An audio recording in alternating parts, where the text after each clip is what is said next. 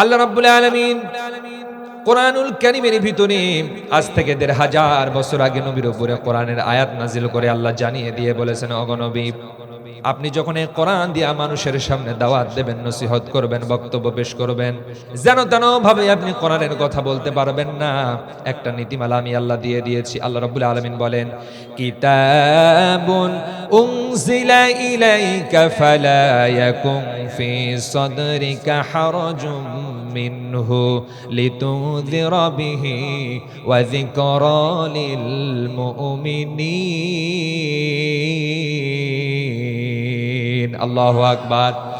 আমার আল্লাহ রাব্বুল আলামিন নবীকে ডাক দিয়ে বলেন, ওগো নবী, এই যে কিতাব আমি আপনার উপরে নাজিল করেছি, এই কিতাব দিয়ে যখন আপনি মানুষের সামনে ওয়াজ করবেন, নসিহত করবেন, বক্তব্য দেবেন, মানুষকে বোঝাবেন, নবী গো, এই কোরআনের কথা বলতে গিয়া জানো আপনার অন্তরের ভিতরে কোন রকমের ভয়, ভীতি, দ্বিধা, দ্বন্দ্ব, সংকোচ বোধ কাজ যেন না করে। কারণ আপনি যখন আমি আল্লাহর কথা মানুষের সামনে বলতে যাবেন, তখন যদি মানুষের ভয় আপনার অন্তরের ভিতরে কাজ করে, আমি আল্লাহ কোরআনের ভিতরে কি কথা বলেছি, মানব জাতির জন্য কি উপদেশ রেখেছি, আপনি যদি মানুষের ভয় অন্তরের ভিতরে রেখে কোরআনের কথা বলতে যান, আমি আল্লাহর কথাগুলো মানুষের সামনে আপনি স্পষ্টভাবে উপস্থাপন করতে পারবেন না। কথা বলেন ঠিক কিনা? তার মানে আল্লাহ বলতেছে, কোরআন থেকে যারাই কথা বলবে, আমার নবী কোরআন থেকে কথা বলেছে আমি আল্লাহকে সন্তুষ্টি করার জন্য। এই বাংলার জমিনে যত হক্কানি আলেম সমাজ ছিল, কোরআনের কথা বলেছে আল্লাহ সন্তুষ্টির জন্য। এই জন্য মুসলমান কোরআনের পক্ষে যারাই থাকবে, কোরআনের কথাই যারা বলবে, কোনো মানুষের রক্তচক্ষুর দিকে তাকিয়ে কোরআনের কথা বলা যাবে না। কোরআনের কথা বলতে হবে শুধুমাত্র কেবলমাত্র আল্লাহর সন্তুষ্টির জন্য। কথা বলেন ঠিক কিনা? তাহলে আল্লাহ বলছেন, কোরআন থেকে যখন কথা বলবা, মানুষের ভয়, মানুষের রক্তচক্ষু যেন তোমার ভিতরে কোনো রকমের ভয় ভীতি কাজ না করে। এবার কোরআন আমাদেরকে বলতেছে, যারা কথা বলবে তারা আল্লাহর ভয় অন্তরে নিয়ে কথা বলবে, আর যারা কোরআনের কথা শুনবে তাদের জন্য কি বক্তব্য আল্লাহ বলেন, وَإِذَا قُرِئَ الْقُرْآنُ فَاسْتَمِعُوا لَهُ وَأَنصِتُوا لَعَلَّكُمْ تُرْحَمُونَ। আল্লাহু আকবার। আমার আল্লাহ রাব্বুল আলামিন বলেন, ওয়াইদা কুরিয়াল কুরআনু ফাসতামিউ লাহু, আল্লাহ বলেন তোমাদের সামনে যখন কোরআনের আলোচনা করা হবে, কোরআনের দাওয়াত দেওয়া হবে, ওয়াজ করা হবে, নসিহত করা হবে, দুইটা নীতিমালা তোমরা অবলম্বন করবা। এক নম্বরে ফাসতামিউ, তোমরা শ্রবণ করবা। দ্বিতীয় নম্বরে হলো আনসিতু, চুপ থাকবা। এই দুইটা নীতিমালা অবলম্বন করে যদি তোমরা কোরআনের কথা শুনতে পারো, আশা করা যায় তোমরা আল্লাহর রহমতের ভিতরে শামিল হয়ে যাবে। সুবহানাল্লাহ বলেন। তাহলে কোরআন থেকে কথা বলবো কার সন্তুষ্টির জন্য? মুসলমান আওয়াজ দিয়ে বলতে হবে, কার সন্তুষ্টির জন্য? আল্লাহ সন্তুষ্টির জন্য কোরআন থেকে কথা বলতে হবে। এবং কোরআন থেকে যারা কথা শুনবে, এক নম্বরে চুপ থাকতে হবে, দ্বিতীয় নম্বরে মনোযোগ সহকারে কোরআনের কথা শুনতে হবে। ঠিক কিনা বলেন? কারণ এই কিতাব তো যেন তেন কিতাব নয়। এই কিতাবের সাথে দুনিয়ার কোনো কিতাবের তুলনা হয়? আসতে বলা যাবে না তুলনা হয়। এই কিতাবের সাথে দুনিয়ার কোনো কিতাবের তুলনা হয় না। এবার আসেন আমরা কোরআনের সংক্ষিপ্ত পরিচয় জেনে নেব, তারপরে আমরা আলোচনার দিকে ধাপিত হব। আল্লাহর কোরআনকে আমরা বললাম, কোরআন বুঝলাম, তোমার থেকে কথা বলতে হবে আল্লাহর সন্তুষ্টির জন্য, এবং তোমার ভিতরের কথা যারা শ্রবণ করবে, মনোযোগ দিয়ে শ্রবণ করবে এবং চুপ থাকা অবস্থাতে শ্রবণ করবে। এবার আমরা তোমার কাছে জানতে চাই, কোরআন তুমি তোমার পরিচয়টা আমাদের কাছে আরো একটু পরিষ্কার করে দাও। তুমি এই পৃথিবীতে কেন এসেছো? আল্লাহ রাব্বুল আলামিন তোমাকে পৃথিবীতে কেন পাঠিয়েছে? কোরআন তুমি আমাদেরকে জানাও।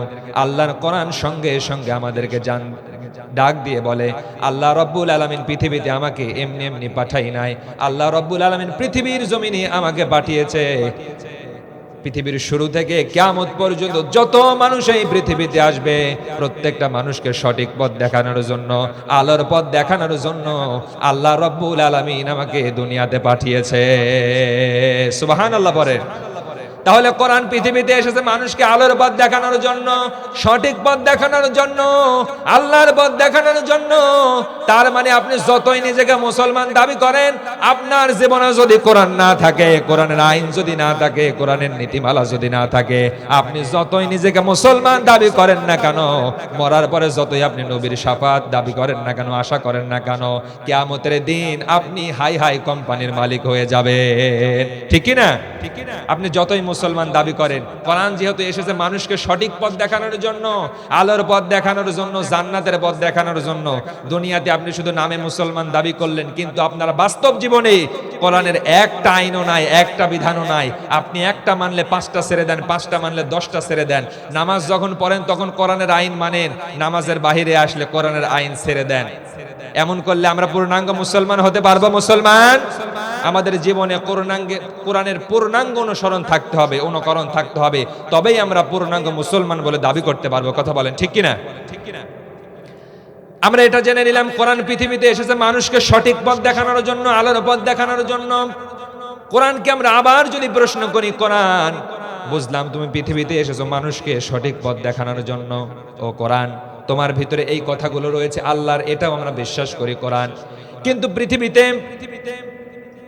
অনেক কিতাব রয়েছে, অনেক ধর্ম অবলম্বনকারী ব্যক্তিদের পুস্তক রয়েছে, যেগুলোর ভিতরে যাররা পরিমাণ ভুল পাওয়া যায়, সন্দেহ পাওয়া যায়।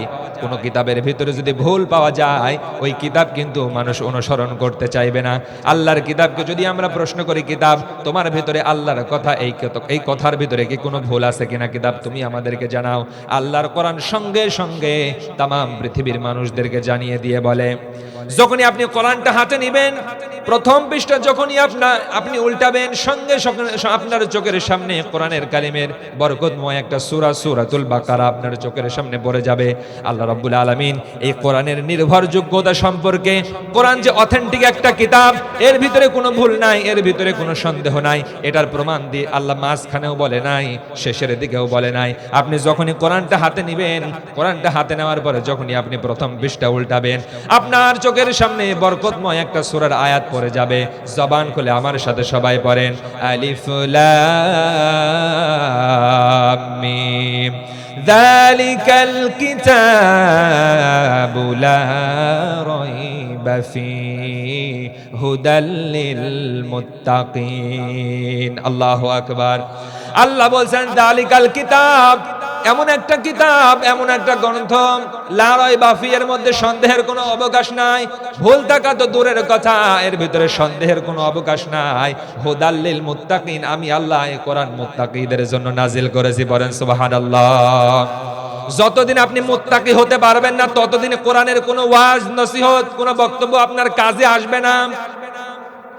যতদিন আপনি আবু বকরের মতো মন মানসিকতা তৈরি করতে না পারবেন, ওমরের মতো মন মানসিকতা তৈরি করতে না পারবেন, সাহাবীদের মতো যতদিন আপনি মন মানসিকতা তৈরি করতে না পারবেন, ততদিন পর্যন্ত কোরআনের নসিহত, কোরআনের ওয়াজ আপনার কাজে লাগবে না। আজকে আমাদের ভিতরে এখানে অনেক মানুষ বসেছে, আমি যদি এখন প্রশ্ন করি, ও মুসলমান, আপনারা এখানে সাহাবী আবু বকরের মতো মন মানসিকতা নিয়ে বসেছেন নাকি আবু জেহেলের মতো মন মানসিকতা নিয়ে বসেছেন?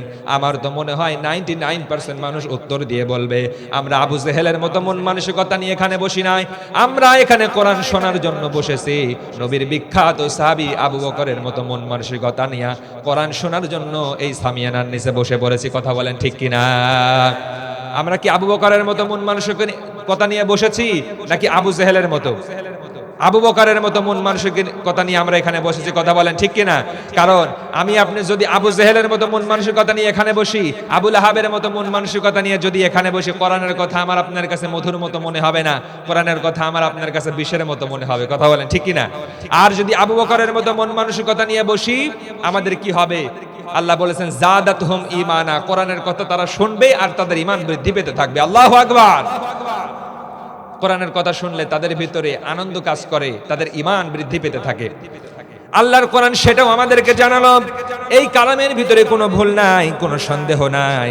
এরপরে যদি আমরা কোরআনকে বলি, ও কোরআন, বুঝলাম তোমার ভিতরে কোনো ভুল নাই, তোমার ভিতরে কোনো সন্দেহ নাই, কোরআন তুমি আমাদেরকে আরো একটা বিষয় জানিয়ে দাও, এই পৃথিবীতেও কিতাবের কোনো অভাব নাই। পৃথিবীতে প্রত্যেকটা কিতাবের বিকল্প একটা কিতাব তৈরি করা মানব জাতির পক্ষে সম্ভব হয়, অল্টারনেটিভ একটা কিতাব তৈরি করা মানব জাতির পক্ষে সম্ভব হয়।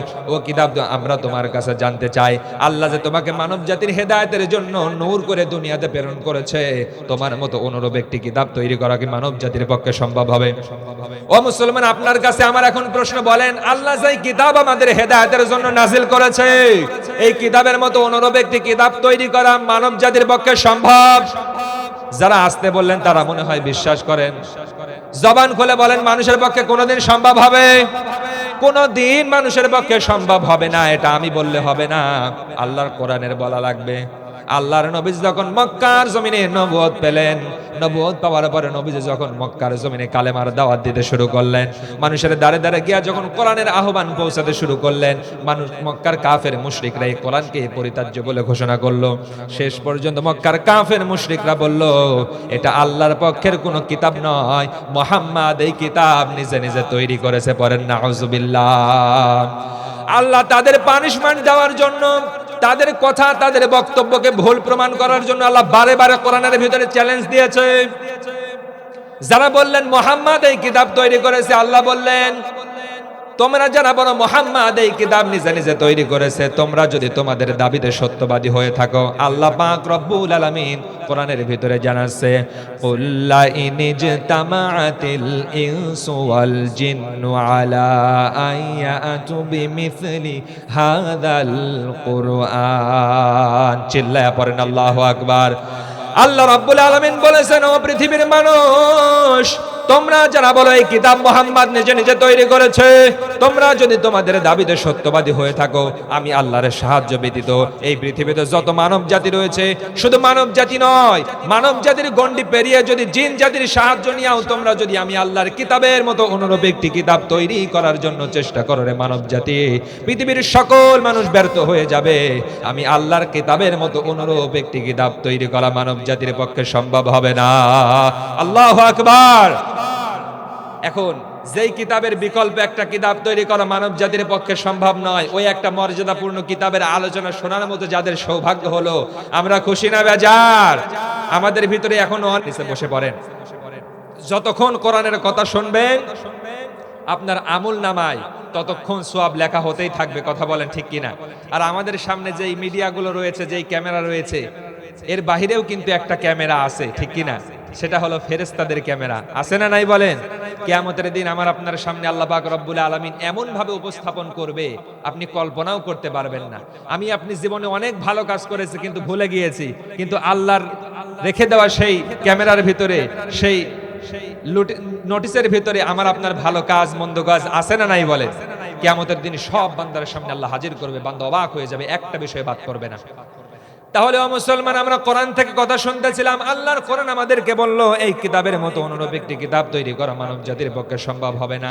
আল্লাহ রাব্বুল আলামিন চ্যালেঞ্জটা আরেকটু কমিয়ে দিয়ে বললেন, ও পৃথিবীর মানুষেরা, তোমরা যারা বলো মুহাম্মদ এই কিতাব নিজে নিজে তৈরি করেছে, তোমাদের চ্যালেঞ্জটা একটু কমিয়ে দিলাম, যদি তোমরা তোমাদের দাবিতে সত্যবাদী হও।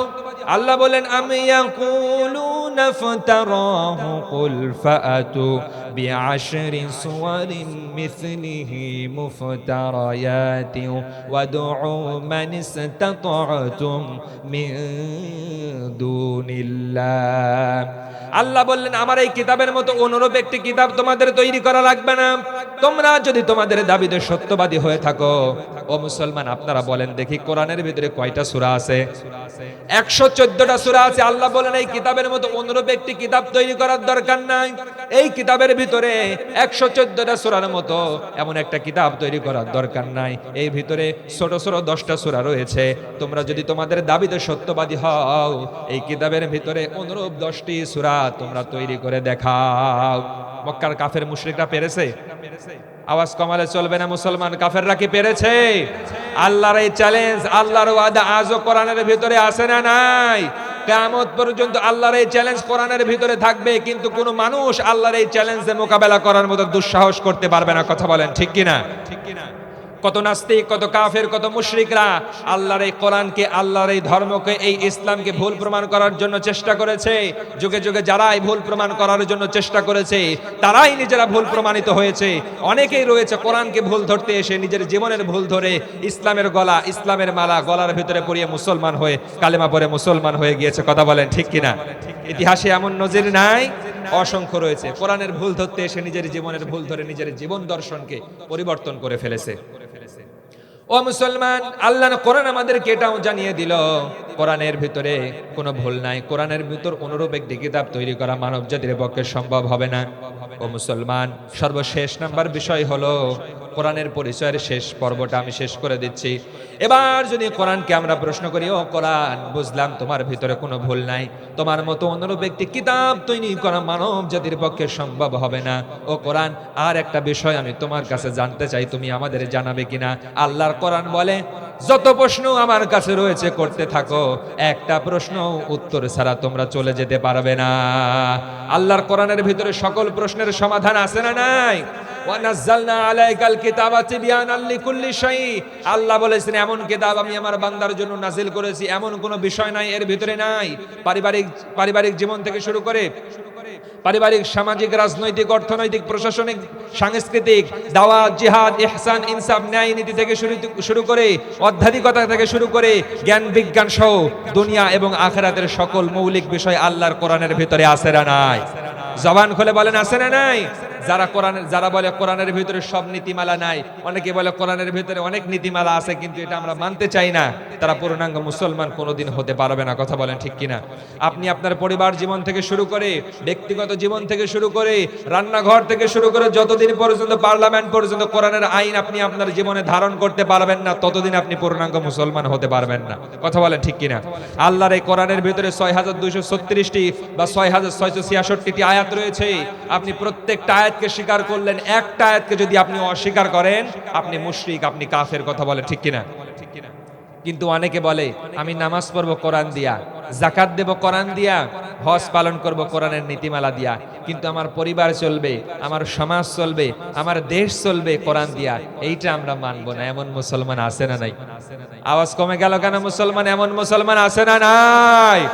অসংখ্য মুসলমান রয়েছে যারা পরিবারের ভিতরে আদার্স যত নীতিমালা রয়েছে কোরআন দিয়ে মানার চেষ্টা করে, কিন্তু পরিবারটা কেমন করে চলবে, সমাজটা কেমন করে চলবে, এই দেশটা কেমন করে চলবে, যখনই এই জায়গায় মোল্লারা কোরআনের কথা বলে তখনই মোল্লাদেরকে আজে বাজে ট্যাগ লাগায়। আছে না নাই? কথা বলেন ঠিক কিনা? কিন্তু কোরআনের একটা আয়াতকে আপনি অস্বীকার করবেন, আপনি কাফের হয়ে যাবেন। কারণ কাদিয়ানীরা কোরআনের কয়টা আয়াতকে অস্বীকার করে? একটা আয়াতের শেষের অংশ। কাদিয়ানীর নাম শুনেন নাই? কাদিয়ানীরা কি কাফের? সবাই বলেন কাদিয়ানী। জবান খুলে বলবেন, আমি বলবো কাদিয়ানী, আপনারা সবাই বলবেন কাফের। কাদিয়ানী এরা হলো কাফের। কারণ মুহাম্মদুর রাসূলুল্লাহ, তারা এই কথা মানে খাতামুন নাবিয়্যিন, তিনি যে শেষ নবী, শ্রেষ্ঠ নবী, এইটা তারা মানে না। তারা বলে মুহাম্মদ একজন নবী, এটা আমরা মানি, কিন্তু মুহাম্মদ যে শেষ নবী এটা আমরা মানি না। কারণ শেষ নবী হলো ইন্ডিয়ার পাঞ্জাব এলাকার মির্জা গোলাম আহমেদ কাদিয়ানী। এই কাদিয়ানীকে তারা শেষ নবী হিসাবে মানে। পড়েন না নাউজুবিল্লাহ। আপনারা এবার জবান খুলে বলেন, আমাদের শেষ নবীর নাম কি? মুহাম্মাদুর রাসূলুল্লাহ সাল্লাল্লাহু আলাইহি ওয়াসাল্লাম। আজকের এই মসিন্দার এই মাঠ প্রাঙ্গণ থেকে আমরা আমাদের আল্লাহকে লিল্লাহে তাকবীর আল্লাহু আকবার স্লোগানের মাধ্যমে জানাতে চাই, রব্বে কারীম, আমরা কাদিয়ানীর সাথে সম্মতি পোষণ করি না। কিয়ামত পর্যন্ত যদি আমাদের হায়াতের জিন্দেগি আপনি দিয়ে থাকেন, কিয়ামত পর্যন্ত মুহাম্মাদুর রাসূলুল্লাহকে আমরা শেষ নবী, শ্রেষ্ঠ নবী, আদর্শবান নেতা হিসেবে স্বীকার করে নেব। পড়েন না আল্লাহু আকবার। আমাদের নেতার নাম হলো মুহাম্মদুর রাসূলুল্লাহ সাল্লাল্লাহু আলাইহি ওয়াসাল্লাম। মুহাম্মাদের আদর্শ ব্যতীত পৃথিবীর কোন নেতা খাতার আদর্শ আমার জীবনে ধারণ করা যাবে না। কথা বলেন ঠিক কিনা? কারণ সামনে কিন্তু আসতেছে ওয়াদার মৌসুম। সামনে বলতেছে কি, এখনই চলতেছে ওয়াদার মৌসুম। আল্লামা দেলওয়ার হোসেন সাইদি রাহিমাহুল্লাহ বলেছিলেন, এই মৌসুমগুলা যখন আসে অনেক ব্যক্তি অনেক রকম ওয়াদা দেয়, সোনা দিয়ে রাস্তা করে দিবে। কি দিয়া করবে বলেন? সোনা দিয়া রাস্তা করবে, সোনার মানুষ তৈরি করে দেবে। মানে ওয়াদার মৌসুম চলতেছে। ওয়াদা করতে তো কোনো কিছু লাগে না। ওয়াদা করতে কিছু লাগে? গাড়ি দেবে, বাড়ি দেবে, নারী দেবে, ধন সম্পদ সবকিছু দেবে। কিন্তু নেতার পায়ের পদধবনী এত মূল্যবান, নির্বাচনের পরে আগামী 5 বছর তার পায়ের ধবনী আমাদের এলাকায় পড়ে না। আছে না নাই বলেন? আছে না নাই? আছে। এটা হলো ওয়াদার মৌসুম। ওয়াদা করতে কোনো টাকা পয়সা লাগে না, মাইক হাতে নিলাম, ওয়াদা করলাম, জনগণকে বোকা বানালাম। কিন্তু জনগণ এখন আর বোকা নাই, কথা বলেন ঠিক কিনা? এই জনগণ, এই জাতি এখন বুঝতে শুরু করেছে, কথা বলেন ঠিক কিনা? সম্মানিত হাজিরিন, তাহলে আল্লাহর কোরআন আমাদেরকে সেটাও জানালো যে এই কোরআনের মতো অনুরূপ একটি কিতাব তৈরি করা সম্ভব নয়। এবং কোরআনকে আমরা প্রশ্ন করলাম, কোরআন তোমার ভিতরে আল্লাহর যে কথাগুলো রয়েছে, এই কথাগুলোকে কোনোদিন ব্যাখ্যা বিশ্লেষণ করে এটার অ্যানালাইসিস করে কি মানব জাতির পক্ষে শেষ করা সম্ভব হবে? আমার আল্লাহ রাব্বুল আলামিন কোরআনে জানাচ্ছে। আল্লাহ রাব্বুল আলামিন কোরআনুল কারীমের ভিতরে চমৎকার ভাবে তামাম পৃথিবীর মানুষদেরকে জানিয়ে দিয়ে বলে, ও পৃথিবীর মানুষ তোমরা শোনো, আমার নাম কোরআন, আমাকে যিনি নাজিল করেছে তিনার নাম রহমান। তিনি শুধু রহমান নয়, তামাম সৃষ্টিকুলের জন্য মেহেরবান। আল্লাহর কোরআন আমাদেরকে জানাচ্ছে, ও পৃথিবীর মানুষ তোমরা শোনো, আমাকে আল্লাহ এমন ভাবে নাজিল করেছে, এর ভিতরে যত কথা রয়েছে মানব জাতির পক্ষে ব্যাখ্যা করে বিশ্লেষণ করে শেষ করা সম্ভব হবে না। আল্লাহর কোরআন বলে, ওয়ালাউ আন্নামা ফিল আরদি মিন শাজারাতিন আকলাম ওয়াল বাহরু ইয়ামুদ্দুহু মিন বা'দিহি সাবআতু আবহুরিম মা নাফিদাত কালিমাতুল্লাহ।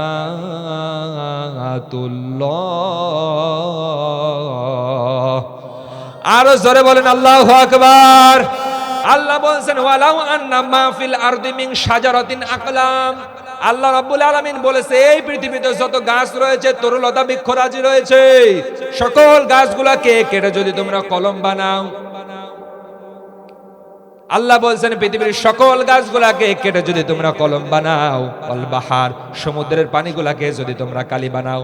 ও মুসলমান, আমরা যেই পৃথিবীতে বসবাস করি, আপনারা সবাই জানেন এই পৃথিবীর শুধু 30 ভাগ মানুষের বসবাসের জন্য, আর বাকি 70 ভাগ শুধু পানি আর পানি, ঠিক কিনা বলেন? আল্লাহ বলে, এই পৃথিবীর সকল পানিগুলাকে তোমরা যদি কালি বানাও। আল্লাহ রাব্বুল আলামিন বলেছেন, এই গাছ নামক কলম দিয়া, পানি নামক কালি দিয়া যদি আমি আল্লাহর এই কোরআনের ব্যাখ্যা লিখতে শুরু করে দাও, আল্লাহ রাব্বুল আলামিন বলেন, পৃথিবীর সকল গাছপালা তরুলতা বৃক্ষরাজি শেষ হয়ে যাবে, সাগরের পানি, মহাসাগরের পানি শেষ হয়ে যাবে। এরপরেও আমি মানব জাতির হেদায়েতের জন্য এমন একটা কিতাব, এমন একটা গ্রন্থ নাজিল করেছি। আল্লাহ বলেন, পৃথিবীর সকল কিছু নিঃশেষ হয়ে যাবে, এরপরেও আমি আল্লাহর কালামের ব্যাখ্যা বিশ্লেষণ লেগে শেষ করা যাবে না। লিল্লাহে তাকবীর, নারায়ে তাকবীর। আল্লাহ রাব্বুল আলামিন বলছেন, এর ব্যাখ্যা বিশ্লেষণ করে মানব জাতির পক্ষে কোনোদিন শেষ করা সম্ভব হবে না।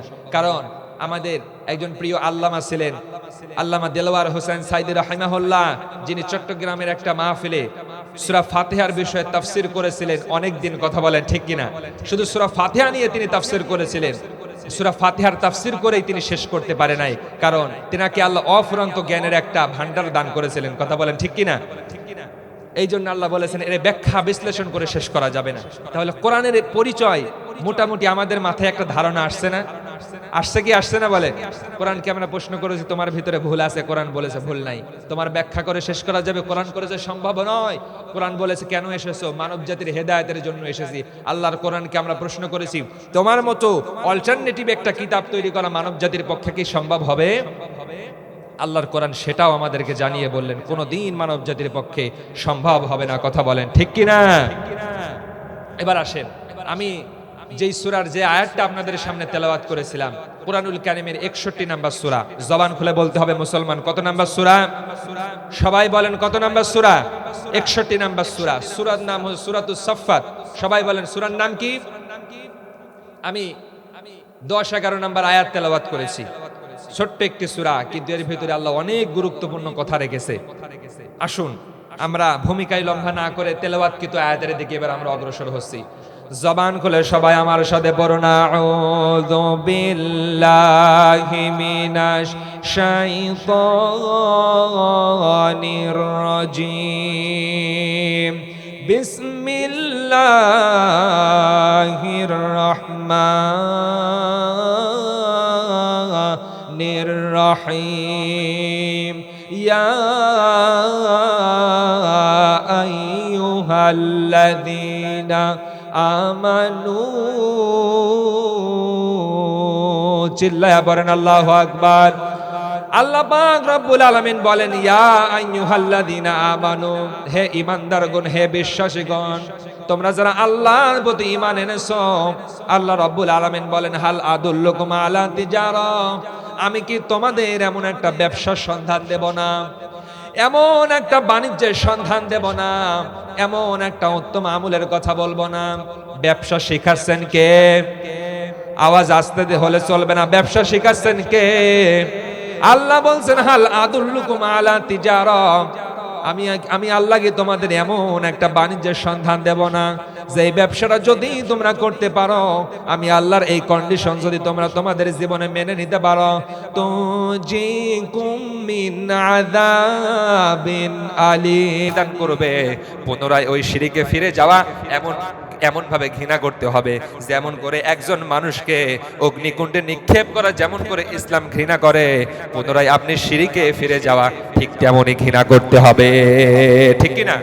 তাহলে তিনটা আমলের কথা বললাম, এই তিনটা যদি আপনার ভিতরে থাকে, আপনার ভিতরে ঈমান আছে, ওয়াদাটা কার? তিনটা আবার রিপিট করতেছি। এক নম্বরে আসমান জমিনের ভিতরে সবচাইতে আল্লাহ এবং আল্লাহ রসুলকে বেশি ভালোবাসতে হবে। দ্বিতীয় নম্বরে আপনি কাউকে ভালোবাসবেন, কারোর সাথে সম্পর্ক করবেন আল্লাহর জন্য, আবার কাউকে আপনার জীবন থেকে আপনি প্রত্যাখ্যান করবেন, সেটাও হবে আল্লাহর জন্য। ঠিক কিনা? তৃতীয় নম্বরে আল্লাহ যখন আপনাকে কুফর থেকে, শিরিক থেকে, সেই তাগুতি মতবাদ থেকে যখন আল্লাহ আপনাকে বিরত করবে, পুনরায় সেই গুনার ভিতরে যাওয়াকে আপনি ঠিক তেমন করে ঘৃণা করবেন ইসলাম যেমন করে অগ্নিকুণ্ডে কোনো মানুষকে নিক্ষেপ করাকে ঘৃণা করেছে। পড়েন না নাউযুবিল্লাহ। তাহলে আমরা এটাও জেনে নিলাম কোন তিনটা আমল থাকলে আপনার ভিতরে ঈমান রয়েছে। এখন আপনি আপনার নিজেকে প্রশ্ন করেন, এই তিনটা কাজ যদি আপনার ভিতরে থাকে, আপনি একজন সাচ্চা মুসলমান। ও মুসলমান, এবার আসেন, এই যে ঈমানের কথা আমরা শুনলাম, এই ঈমানের দাবিতে যদি আমরা পরিপূর্ণ হতে পারি, আল্লাহ রাব্বুল আলামিন আমাদের জন্য কি ওয়াদা রেখেছে কোরআনের ভিতরে। আল্লাহ রাব্বুল আলামিন বলেন, যারা এই ঈমানের দাবিতে পরিপূর্ণ হবে, স্বয়ং আমি আল্লাহ তাদের অভিভাবক হয়ে যাব। আল্লাহু আকবার। আল্লাহ বলেন, আল্লাহু ওয়ালিয়ুল্লাযীনা আমানু ইখরিজুহুম মিনায-যুলুমাতি ইলান-নূর। স্বয়ং আল্লাহ আমাদের কেমন অভিভাবক হয়ে যাবে? আল্লাহ বলে, কোন বান্দা যখন পরিপূর্ণ আমি আল্লাহর প্রতি ঈমান আনে, ঈমান আনার পরে স্বয়ং আমি আল্লাহ তার অভিভাবক হয়ে যায়, বন্ধু হয়ে যায়। আল্লাহ কেমন বন্ধু হয়ে যায়? আল্লাহ বলছেন, আমার ওই মাহবুব বান্দা, পেয়ারা বান্দা যখন কোনো অন্যায়ের দিকে ধাবিত হয়, কোনো পাপের দিকে ধাবিত হয়, আমি আল্লাহ রাব্বুল আলামিন আমার ওই প্রিয় বান্দাকে অভিভাবকের দায়িত্ব পালন করে অন্ধকারের পথ থেকে বের করে আলোর পথে পরিচালিত করে দেয়। পড়েন না সুবহানাল্লাহ। স্বয়ং আল্লাহ তাদের বন্ধু। দ্বিতীয় নম্বরে এই ঈমানের দাবিতে যারা পরিপূর্ণ হয়, আল্লাহ রাব্বুল আলামিন তাদেরকে সৃষ্টির সেরা বলে ঘোষণা করেছে। আল্লাহু আকবার। আল্লাহ বলেছেন, ইন্নাল্লাযীনা আমানু ওয়া আমিলুস সলিহাতি উলাইকা হুম খায়রুল বারিয়া। আল্লাহ বলেছেন, যারা এই ঈমানের দাবিতে পরিপূর্ণ হয়, আমি আল্লাহ ঘোষণা করলাম তারাই হলো এই মাখলুকাতের ভিতরে সবচেয়ে উৎকৃষ্ট সৃষ্টি। পড়েন না সুবহানাল্লাহ। আবার এই ঈমানের দাবিতে যারা পরিপূর্ণ হবে, তিন নম্বরে আমরা আল্লাহ রাব্বুল আলামিন তাদেরকে সফল কাম বলে ঘোষণা করেছে। সুবহানাল্লাহ। আমাদের একটা অতি পরিচিত সূরা, সবাই আমার সাথে পড়বেন, সবাই বলেন, ওয়াল আসরি ইন্নাল ইনসানা লাফি খুসর ইল্লাল্লাযীনা আমানু ওয়া আমিলুস সলিহাতি ওয়া তাওয়াসাউ বিল হাক্কি ওয়া তাওয়াসাউ বিস সাবর। আল্লাহ রাব্বুল আলামিন এই ছোট্ট সূরার ভিতরে ঈমানদারদেরকে সফল বলে ঘোষণা করেছে। আল্লাহ বলেন, ওয়াল আসর, সময়ের কসম, ইন্নাল ইনসানা লাফি খুসর। আল্লাহ সময়ের কসমকে বলছেন, পৃথিবীর সকল মানুষ ক্ষতির ভিতরে নিমজ্জিত আছে। আল্লাহ বললেন, পৃথিবীর সকল মানুষ ক্ষতির ভিতরে রয়েছে। আল্লাহকে যদি প্রশ্ন করি, আল্লাহ পৃথিবীর সকল মানুষ যদি ক্ষতির ভিতরে থাকে, তাহলে সফল কারা? আল্লাহ বলেন, চারটা গুণ যাদের ভিতরে রয়েছে, আমি আল্লাহ রাব্বুল আলামিন তাদেরকে সফল বলে ঘোষণা করলাম। সুবহানাল্লাহ। ইল্লাল্লাযীনা আমানু, যারা আমি আল্লাহর প্রতি ঈমান আনে, ওয়া আমিলুস সলিহাত, শুধু ঈমানের এই খান্ত থাকে না, আমলে সলিহ করে, ওয়া তাওয়াসাউ বিল হক, তারা হকের উপরে থাকে, ওয়া তাওয়াসাউ বিস সবর, এবং ধৈর্যের পথ অবলম্বন করে। ও মুসলমান, ঈমানদারদেরকে আল্লাহ সফল বলে ঘোষণা করেছে। তার ভিতরে প্রথম নাম্বার হলো ইল্লাল্লাযীনা আমানু, যারা আল্লাহর প্রতি ঈমান আনে। কথা বলেন ঠিক কি না? এই চারটার ভিতরে ঈমানের কথা আছে না নাই? আছে। তাহলে আল্লাহ পাক আমাদেরকে জানানে, হে ইমানদারগণ, হে বিশ্বাসীগণ, আমি কি তোমাদের এমন একটা আমলের কথা বলবো না যে আমল করলে তোমরা জান্নাত পাবে? আল্লাহ কিন্তু প্রথম কন্ডিশন আমাদের বলে দিয়েছে। কন্ডিশন নাম্বার হলো আল্লাহ এবং আল্লাহ রাসূলের প্রতি ঈমান আনতে হবে। কথা বলেন ঠিক কিনা? আবার আমরা কিন্তু সবাই জানি কয়টা জিনিসের প্রতি ঈমান আনা ফরজ। বলেন কয়টা? 7টা জিনিসের প্রতি ঈমান আনা ফরজ। আমরা জানি কি জানি না? আমানতু বিল্লাহি ওয়া মালাইকাতিহি ওয়া কুতুবিহি ওয়া রুসুলিহি ওয়াল ইয়াউমিল আখির ওয়াল কদরি খাইরিহি ওয়া শাররিহি মিনাল্লাহি তাআলা ওয়াল বা'সি বা'দাল মাউত। এই 7টা জিনিসের প্রতি ঈমান আনা ফরজ। কেউ একটাকে অস্বীকার করলে তার ঈমান নষ্ট হয়ে যাবে। কথা বলেন ঠিক কিনা? এবার আসেন দ্বিতীয় নাম্বার কন্ডিশন। আমার আল্লাহ বলছেন, আল্লাহ এবং আল্লাহ রাসূলের প্রতি ঈমান আনার পরে আমার আল্লাহ জানিয়ে দিয়ে বলছেন, ওয়াতুজাহিদুনা ফি সাবিলিল্লাহ। আল্লাহু আকবার। এই পয়েন্টটা আমাদের অনেকের পছন্দ হতে পারে, আবার অনেকের নাও হতে পারে। আল্লাহ বলছেন, ওয়াতুজাহিদুনা ফি সাবিলিল্লাহ বিআমওয়ালিকুম ওয়া আনফুসিকুম। শুধু ইমানদার দাবি করলেই হবে না, আমি আল্লাহর প্রতি আমার রাসূলের প্রতি ঈমান আনলেই হবে না। ঈমান আনার পরে দ্বিতীয় নাম্বার তোমাদের দায়িত্ব হলো ওয়াতুজাহিদুনা ফি সাবিলিল্লাহ। তোমরা আমি আল্লাহর রাস্তায় জিহাদ করো, সংগ্রাম করো, সাধনা করো। বিআনফুসিকুম ওয়া আমওয়ালিকুম, তোমাদের জান এবং মাল দ্বারা। কথা বলেন ঠিক কি না? আল্লাহর রাস্তায় জিহাদ করতে হবে, সংগ্রাম করতে হবে। কথাটা কার? এই যে জিহাদ শব্দটার নাম শুনলে অনেকে কিন্তু এটাকে খারাপ ভাবে ব্যাখ্যা দেয়। কেউ বলে জিহাদ মানে জঙ্গিবাদী, জিহাদ মানে সন্ত্রাসী, জিহাদ মানে মোল্লা গোষ্ঠী। আছে না নাই? ও মুসলমান, জিহাদ তেমন ফরজ, আমাদের উপরে নামাজকে আল্লাহ যেমন করে ফরজ করেছে, বুঝলেন? জিহাদ এটাকে কোনো নফল বিষয়। ইসলামের ইতিহাসে যতগুলো বিজয় হয়েছে প্রত্যেকটা বিজয় জিহাদের মাধ্যমে হয়েছে। কথা বলেন ঠিক কিনা? আল্লাহ রাসূল সাল্লাল্লাহু আলাইহি ওয়াসাল্লাম উহুদ, বদর, খাইবার থেকে শুরু করে তাবুকের যুদ্ধে প্রত্যেকটা জায়গায় মুসলমানরা হকের পক্ষে থেকে এই জিহাদের মাধ্যমে তারা এই ইসলামকে কায়েম করেছিলেন। কথা বলেন ঠিক কিনা? জিহাদ এটা আমাদের উপরে নফল নয়, সুন্নত নয়, আল্লাহ এটা আমাদের উপরে ফরজ করে দিয়েছে। জিহাদ মানে চেষ্টা করা, সাধনা করা, সংগ্রাম করা। আল্লাহ বলেছেন, ওয়াল্লাযীনা জাহাদু ফীনা লানাহদিয়ান্নাহুম সুবুলানা ওয়া ইন্নাল্লাহা লামাআল মুহসিনিন। আমার আল্লাহ রাব্বুল আলামিন বলে, যারাই কিনা আমি আল্লাহর রাস্তায় চেষ্টা করে, সাধনা করে, আমি আল্লাহ নিজে তাদেরকে সঠিক পথ দেখাই। সুবহানাল্লাহ পড়ে। তার মানে জিহাদ মানে চেষ্টা করা, সাধনা করা, সংগ্রাম করা। জিহাদের অনেক ব্যাখ্যা রয়েছে। আল্লাহর এই জমিনে আল্লাহর দ্বীনকে সুপ্রতিষ্ঠিত করার লক্ষ্যে পৃথিবীতে যত প্রকার বাতিলি শক্তি রয়েছে, তাগুতি শক্তি রয়েছে, সকল শক্তির বিরুদ্ধে নিজেদের জান মাল উৎসর্গ করে দিয়া সর্বাত্মক এবং চূড়ান্ত সংগ্রামের নামই হলো জিহাদ। কথা বলেন ঠিক কিনা? আপনার উদ্দেশ্য যদি এমন হয়, আপনি একজন লেখক, আপনি একটা লেখার মাধ্যমে সমাজকে পরিবর্তন করবেন, আপনি যে লিখলেন এইটাও জিহাদের সাথে গণ্য হয়ে যাবে। কথা বলেন ঠিক কিনা? তার মানে আপনি চেষ্টা করেছেন, প্রচেষ্টা করেছেন, আপনি দ্বীন কায়েমের জন্য প্রচেষ্টা করবেন, এটাও জিহাদ বলে গণ্য হয়ে যাবে। আর সবচাইতে চূড়ান্ত এবং সবচাইতে ফজিলতপূর্ণ জিহাদ হলো আল্লাহর এই জমিনে আল্লাহর দ্বীন কায়েমের জন্য প্রচেষ্টা করা এবং কাফেরদের বিরুদ্ধে অবস্থান করে জিহাদ করা। এটা হলো সবচাইতে বড় জিহাদ। কথা বলেন ঠিক কিনা? কারণ বর্তমানে কাফের এবং মুশরিকদের ভিতরে সশস্ত্র জিহাদ আছে নাই। এবার আসেন আমার আল্লাহ রাব্বুল আলামিন এই জিহাদের ব্যাপারে কি বক্তব্য দিচ্ছেন। রাব্বুল আলামিন বলেন, ইয়া আইয়ুহান নাবিয়্যু জাহিদিল কুফফারা ওয়াল মুনাফিকিনা ওয়াগলুয আলাইহিম ওয়া মা'ওয়াহুম জাহান্নাম। পড়ুন আল্লাহু আকবার। আল্লাহ বলছেন, ইয়া আইয়ুহান নবী, হে নবী, জাহিদিল কুফফার ওয়াল মুনাফিকিন, আপনি কাফের এবং মুনাফিকদের বিরুদ্ধে জিহাদ করেন। আল্লাহ নিজে নবীকে নির্দেশ দিয়ে বলছেন আপনি কাফের এবং মুনাফিকদের বিরুদ্ধে জিহাদ করেন। আর আমাদের ভিতরে এমন অনেক মুসলমান রয়েছে জিহাদের কথা বললে এই জিহাদকে জঙ্গিবাদের সাথে তুলনা দেয়। কথা বলেন ঠিক কিনা? যারা জিহাদকে জঙ্গিবাদের সাথে তুলনা দেয় তারা মুসলমান হতে পারে না। কথা বলেন ঠিক কিনা? কারণ জিহাদ ফরজে আইন, কেউ যদি ফরজে আইনের বিরুদ্ধে অবস্থান নেয় সঙ্গে সঙ্গে সঙ্গে সঙ্গে সে কাফের হয়ে যাবে। ঠিক কিনা? এখন এই জিহাদ করতে করতে যারা আল্লাহর রাস্তায় শহীদ হয়ে যায়, জিহাদ করতে করতে যারা নিহত হয় তাদেরকেই কোরআন শহীদ বলে আখ্যায়িত করেছে। কথা বলেন ঠিক কিনা? যারা জিহাদ করতে করতে নিহত হবে তাদেরকে কোরআন শহীদ বলে আখ্যায়িত করেছে। এবার আসেন আমরা কোরআনের কাছ থেকে জেনে নেই এই শহীদের মর্যাদা কেমন হবে। পৃথিবীতে প্রত্যেকটা নবীকে আল্লাহ শহীদের মর্যাদা দিয়ে দুনিয়া থেকে বিদায় করেছে। একটা হাদিস জেনে নেন, আল্লাহর নবীজি হাদিস শরীফের ভিতরে বলেছে, কারো অন্তরের ভিতরে যদি এই জিহাদের তামান্না না থাকে, এই শহীদের আকাঙ্ক্ষা না থাকে, আল্লাহ রাব্বুল আলামিন তোমার এই জমিনে তোমার দিন কায়েম করতে গিয়া নিজের জীবন যেন উৎসর্গ করতে পারি, শাহাদাতের মর্যাদা নিয়ে যেন দুনিয়া থেকে বিদায় হতে পারি, এই আকাঙ্ক্ষা, এই তীব্র অনুশোচনা যদি কারো ভিতরে না থাকে, আমার আল্লাহ নবীজি বলেছে ওর মৃত্যু যদি ঘরের ভিতরেও হয়, আল্লাহ রাব্বুল আলামিন মুনাফিকের হালতে তার মৃত্যু দেবে। কথা বলেন ঠিক কিনা? তার মানে জিহাদের আকাঙ্ক্ষা থাকে, এটা প্রত্যেকটা মুসলমানের উপর অবধারিত। কথা বলেন ঠিক কিনা?